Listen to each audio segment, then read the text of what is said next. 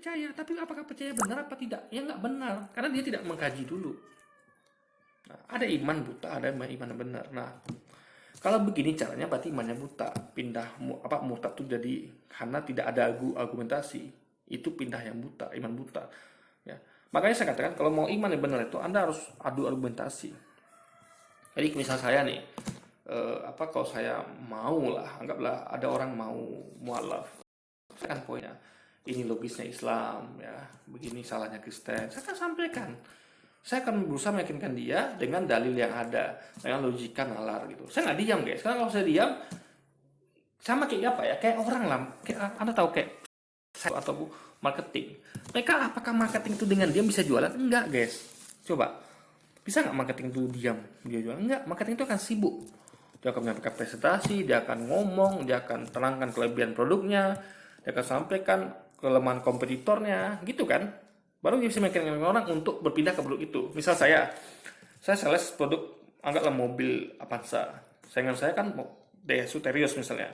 Nah, untuk meyakinkan orang itu agar berpindah kepada mobil Avanza yang saya jual, gitu kan? Saya sales mobil Avanza nih. Nah, jadi ketika dia menyerang nih, mobil bapak kan buruk nih, Avanzanya begini, begitu, dijelekkan mobil saya gitu kan? Katanya mobil bapak nih baru jalan 50 kilo sudah mogok gitu. Dan sebagainya. Lalu dia ibidanya dia begitulah guys ya. Nah, apakah saya diam? Kok saya diam? Saya nggak jualan. Karena saya nggak bisa meyakinkan dia. Dia makin lihat loh. Diam nih orang ini. Berarti betul kata saya kan. Jadi aneh. Tiba-tiba dia bilang gini kan. Saya mau beli Avanza lah gitu. Saya tentu kejut. Kok bisa dia beli Avanza? Saya kan diam aja gitu. Ini nggak masuk akal guys. Tapi yang benar begini. Akal ini ya. Saya akan terangkan. Pak, mobil bapak itu ya, itu jujur ya, mobil bapak itu pertama kalau bapaknya udah data, kita sampaikan data ya. Mobil Avanza ada mobil sudah umat pak, yang paling laris pak. Lalu bapak lihat ini, kita terangkan contoh kasusnya segala macamnya, komposisi bahannya, gearnya, apa segala macamnya gitu. Dan kita bandingkan dengan data yang ada, kita berusaha meyakinkan dia. Jadi ketika dia berpindah ke Avanza dari Terios, itu berarti logis. Maka saya nggak percaya gitu aja guys, apa yang disampaikan orang ini guys, oleh umbu ini gitu. Orang bisa murtad hanya dia diam saja gitu. Dia sebenarnya bisa menyampaikan argumentasi yang jelas gitu. Maaf bapak salah pak. Jadi sebenarnya begini. Kalau orang itu masuk akal, dia akan pindah murtad gitu guys. Tapi kalau dia diam gitu, makanya saya katakan logiknya yang dikatakan dia ini sama kalau ada bayangkan seorang sales jualan mobil Avanza, anggaplah ya. Ada orang pemakai mobil Terios ya, itu menyerang Avanza Anda. Ya, Avanza jelek lah, ini itu semua lah gitu.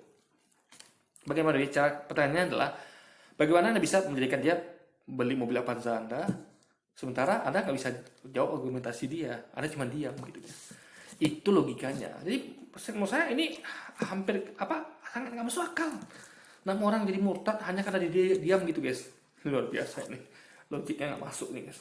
Ya sudahlah, biarkan apa yang menjadi laporan mereka biar diproses. Toh nanti kalau memang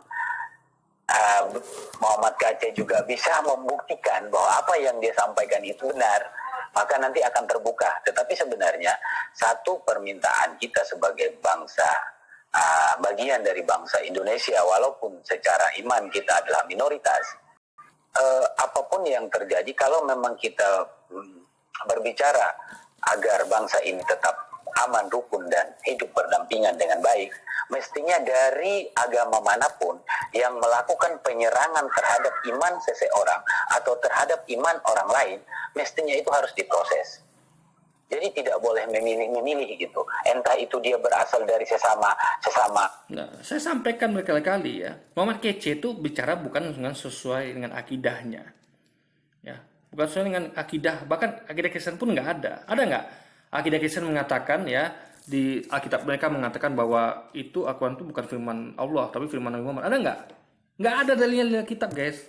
Akidah itu adalah ada dalilnya. Ingat, akidah itu berdasarkan dalil. Jadi kalau akidah kita mengatakan Yesus bukan Tuhan, dalilnya ada di Al-Quran dan hadis. Akidah kita mengatakan jin kafir itu ada di salib, itu dalilnya ada di Quran, gitu guys. Jadi harus pakai dalil akidah itu. Muhammad KC nggak ada dalilnya. Paham ya? Kalau saat kita ngomong tentang jin kafir ada di salib misalnya, apalagi Yesus bukan Tuhan, Allah bukan Tritunggal, itu dalilnya ada. Muhammad Aceh nggak ada.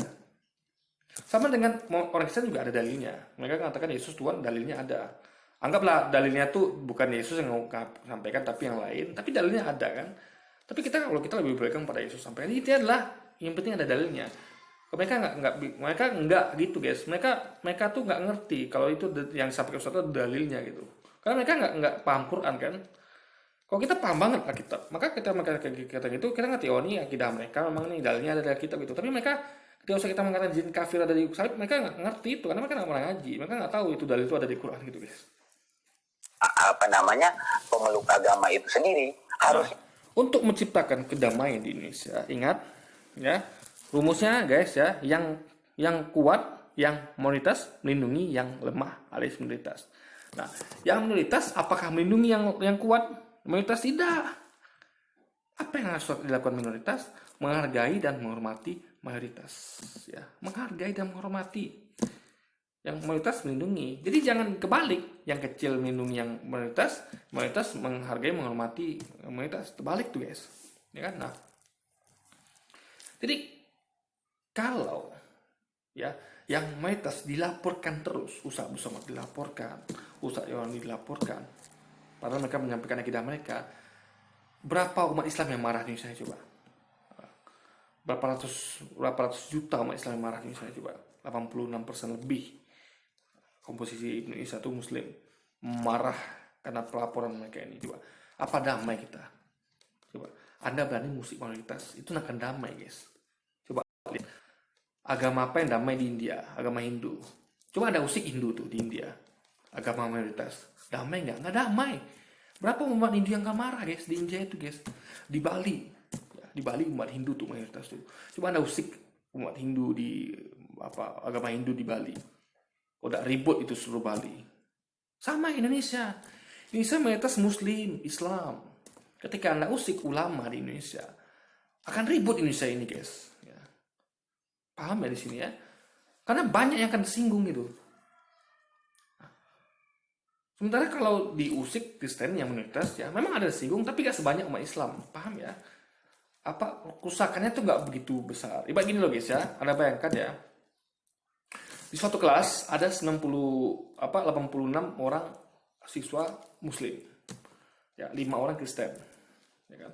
Nah, 5 orang Kristen ini salah satunya diantaranya itu menghina Islam atau 55 deh, menghina Islam.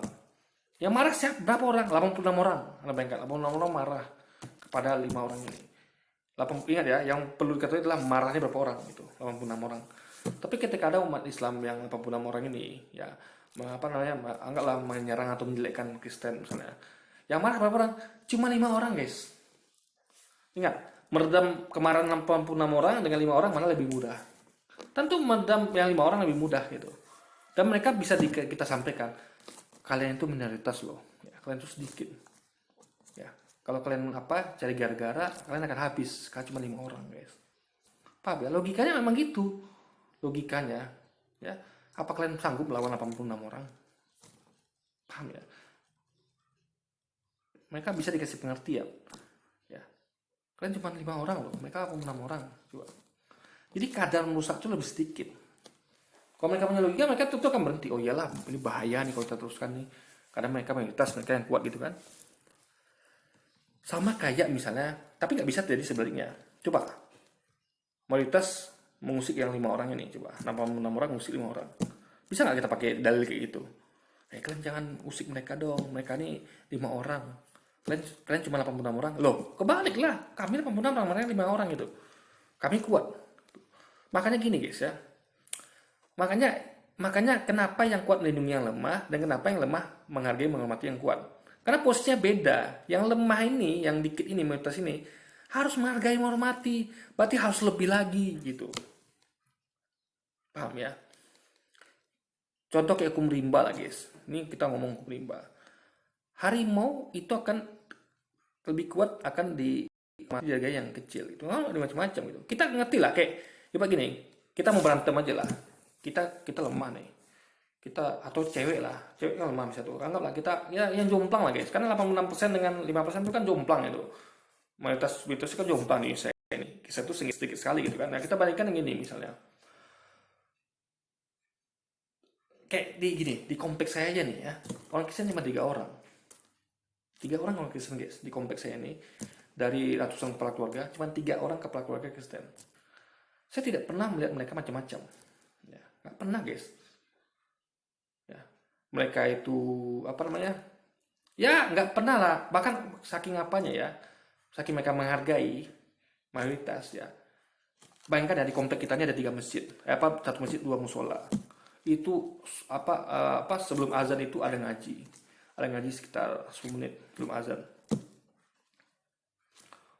Azan dari dari satu masjid 2 musola, azan terus subuh guys ya. Coba pikir, jam setengah 5 tuh udah mulai ngaji tuh di musola masjid ini ya. Anda bayangkan ya betapa ramainya dengan orang azan ngaji gitu kan.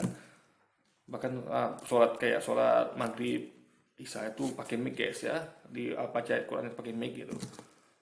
Ada nggak protes dari 3 keluarga ini? Enggak guys, mereka paham karena mereka tinggal di tengah kaum muslimin.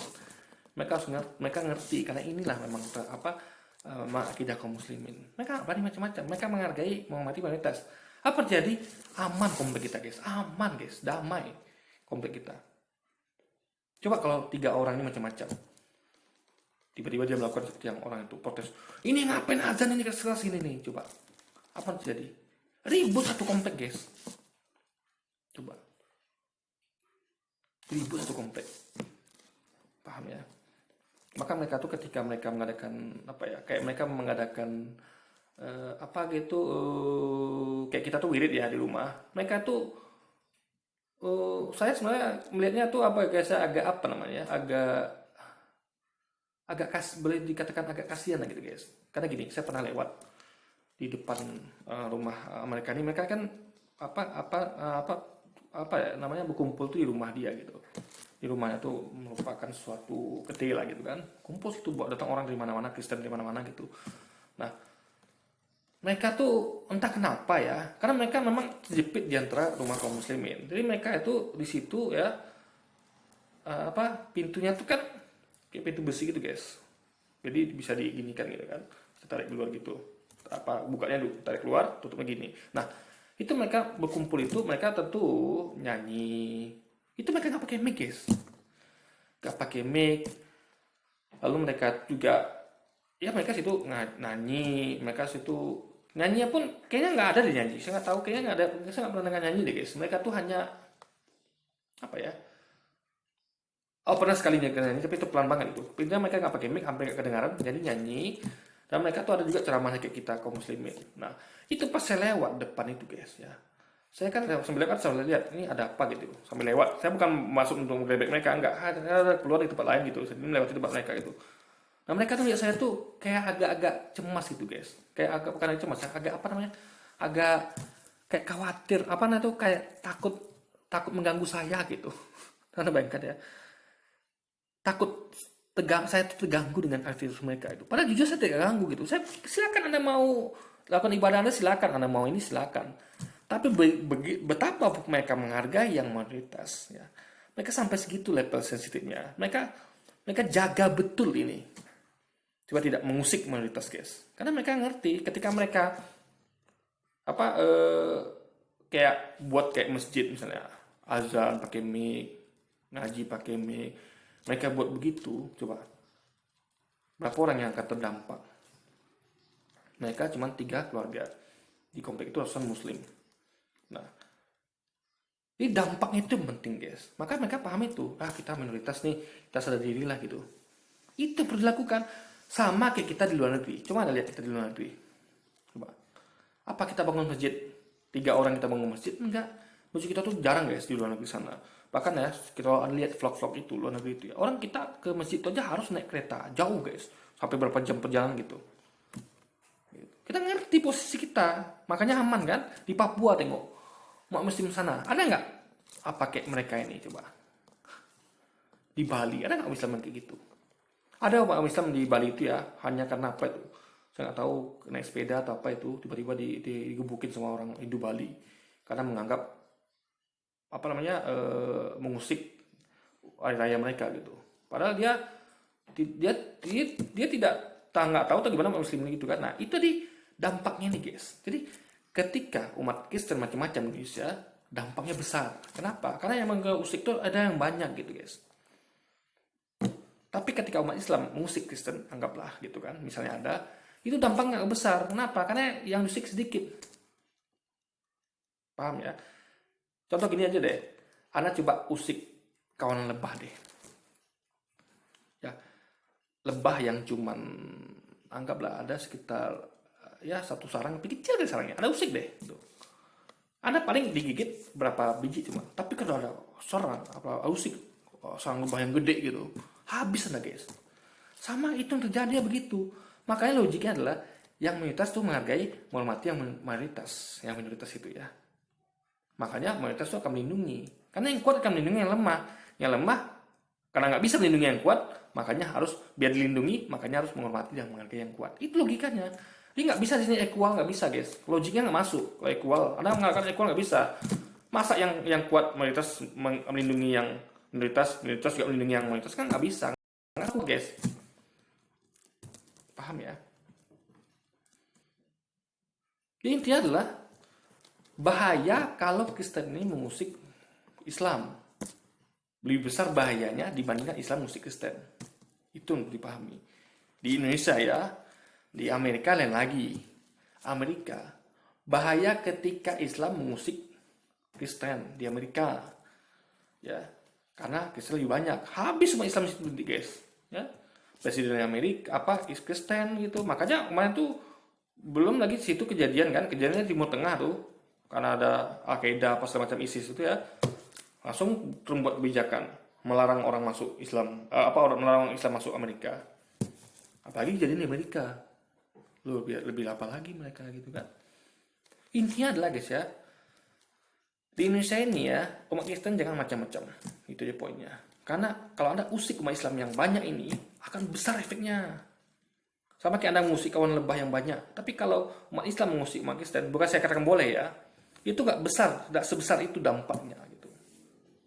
Makanya gini, apa namanya?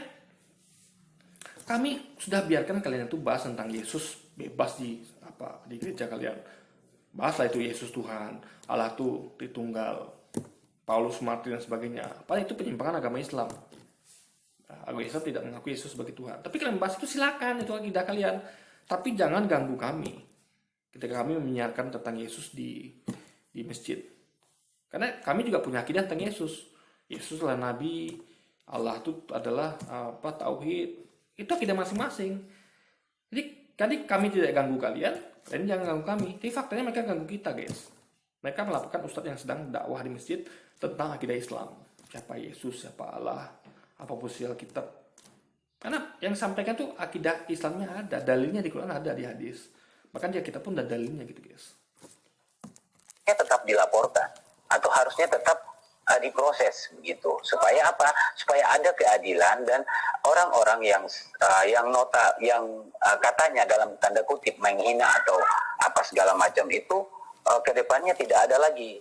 Itu pendapat saya, Kang Lois. Ya, ya benar-benar. Terima kasih banyak. Itu juga maksud saya. Artinya ya udahlah, kalau mau laporin, mau masuk penjara silahkan gitu, monggo gitu. Oh pada akhirnya kan ada ruang di mana ada pembuktian bahwa yang dikatakan enggak kan gitu kan. Jadi ya biar itu istilahnya jalan ninjanya yang diambil oleh Pak Muhammad KC gitu. Ya kita sebagai orang Kristen hanya bisa mendukung, mendoakan, dan juga sebagai warga Indonesia kita hanya bisa menuntut keadilan kan. Ya kalau yang ini ditangkap, yang satu juga harus ditangkap dong kan gitu. Jadi saya menyampaikan akidah dengan tidak itu beda. Muhammad KC tidak menyampaikan akidahnya. Kalau Louis yang lain itu menyampaikan akidahnya. Ustaz kita juga menyampaikan akidahnya. Itu boleh. Yang nggak boleh itu adalah Muhammad KC. Kenapa Muhammad KC dilaporkan? Karena dia tidak menyampaikan akidahnya. Nah, kalau mau bandingkan Muhammad KC ini ya, contohnya kayak Louis kemarin yang mengatakan poligami bisa menyebabkan, secara langsung yang mengatakan poligami bisa menyebabkan sakit kelamin kemarin tuh. Saya pernah buat videonya itu guys ya, saya komentari itu. Lalu dia katakan juga dari Kebuzer itu murtad karena dalilnya itu tadi ulang tahun itu padahal tidak sih. Jadi apa yang disampaikan Sobat itu kan adalah mendoakan supaya murtad, belum murtad. Tapi udahlah itu kita anggap itu nggak ngerti lah, nggak paham. Yang ada kita laporkan polisi guys gitu. Nah yang jadi imbang Muhammad Kacin lah karena kayaknya Muhammad Kacin ngerti dia, cuman dia kayaknya ngerti, tapi dia memang tujuannya memang untuk menjelekkan Islam, untuk menyerang Islam gitu. Bukan menjelekkan dalam artian apa ya? Karena pasti orang akan menganggap agama lain itu jelek gitu. Kamu menyerang Islam gitu guys. Jadi apa namanya? Apa saya katakan ya? Yang imbang Muhammad Kacin adalah kayak tanpa lagi tuh. Ada bisa bayangkan ya, tanpa lagi membahas tentang Muhammad guys, luar biasa. Nabi Muhammad tidak ada akidah dalam akidah dia Kristen ya. Ingat, Nabi Muhammad tidak ada akidah dalam Kristen. Ada tidak akan mereka mengakui kalau tidak ada dibahas Nabi Muhammad di Alkitab. Tiba-tiba dia bahas Nabi Muhammad. Itu baru di luar akidah dia gitu. Tapi kalau kita bahas tentang Yesus, bahasa kitab tuh akidah kita ada di situ. Dalilnya mana? Yaitu bahwa kitab-kitab sebelumnya sudah diubah oleh tangan manusia. Ajaran Nabi sebelumnya diubah tangan manusia. Itu dalil untuk kita tuh membolehkan kita membahas Alkitab. Dalilnya ada. Mereka bahas Muhammad, ada nggak Nabi Muhammad itu dalilnya kitab? Nggak ada. Coba dari mana mereka pakai? Bahasa Nabi palsu? Nggak bisa. Nabi palsu itu untuk internal mereka sendiri. Menyamar sebagai domba. Apa yang Muhammad itu menyamar sebagai domba? Tidak. Nabi Muhammad itu bahkan diasosiasikan sebagai adalah guru